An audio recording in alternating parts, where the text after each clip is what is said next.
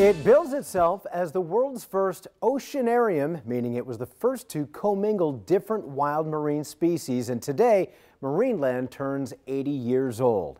First Coast News was there for today's Big C celebration. Hello there. Yes, remember me.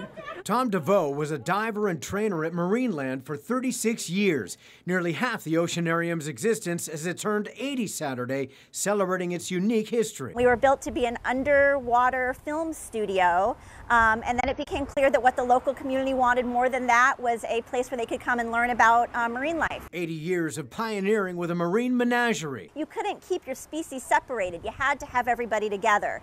So this was the first place to ever do that. We had Riso dolphins, we had pilot whales, we had California lags, and we had all kinds of dolphins. 80 years of innovation. Very interesting research. This is where the first bottlenose dolphins were ever trained. This is where echolocation and signature whistles with dolphins was discovered. Of inspiration by interaction. Where a child can come and talk to somebody who works hands-on with sharks and with sea turtles and with dolphins and be inspired not just about these are amazing animals, but look at that career that I can have.